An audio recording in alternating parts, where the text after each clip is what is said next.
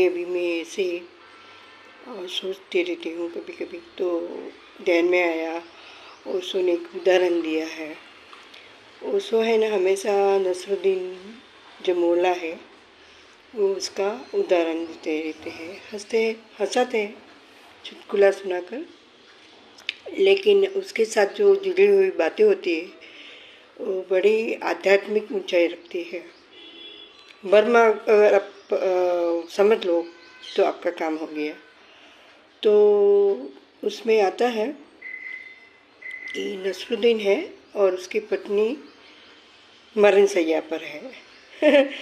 तो उसकी पत्नी ने कहा नसरुद्दीन से, सुनो जी, मैं मर तो जाती हूँ लेकिन हमेशा आपके साथ रहेगी और आपको प्रतीति होगी कि मैं आपके साथ हूँ। अभी बोला तो तभी तो कुछ नहीं बोला और उसकी पत्नी ऑफ हो जाती है। और ध्यान में रखना, मैं तुम्हारी सब सीक्रेट हमेशा वो याद रखना, ध्यान में रखना, मतलब मुझे सब पता है। तुम क्या करोगे क्या नहीं, मैं हमेशा तुम्हारा वो ध्यान रखेंगी, ऐसे कहते हैं, ध्यान रखेंगी। तो वो तो फिर अंदर से तो डर गया ऐसे नसरुद्दीन, कोई मरने के बाद भूत होकर अपने आपके पास आता जाता रहे तो किसी को पसंद नहीं आएगा, है ना। तो वो जब भी आया ना घर पर, वो उसको देह को दफन कर दिया और फिर घर पर लौट आया।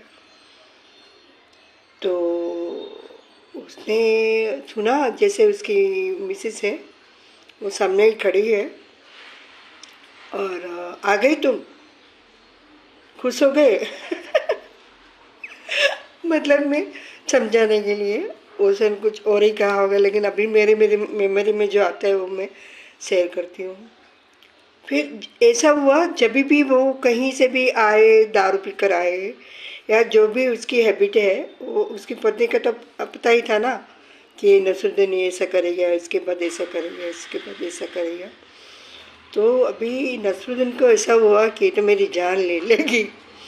तो फिर वो एक जो करते हैं ना, मार्गदर्शन देते हैं, तो उसके पास जाता है। तो उसने बोला कि ठीक है, आपको ऐसे दिखाई देता है लेकिन मैं आपको एक आइडिया देता हूँ।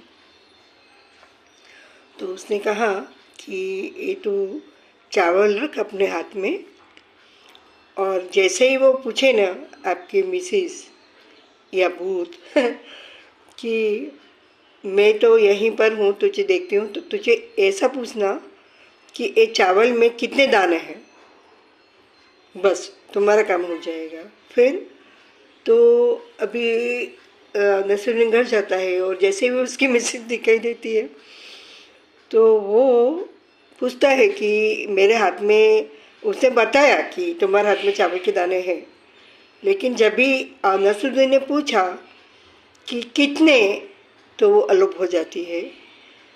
कहने का तात्पर्य यहाँ ये जो है हमारी सब भ्रांतियाँ हैं, भूत भूत कुछ होते नहीं हैं, हम ही आरोपित करते हैं। तो ये बड़ी जागृति की घटना है ना। तो थोड़ा मैं कहूँ, तेरा तुझको अर्पण, क्या लागे मेरा ओम।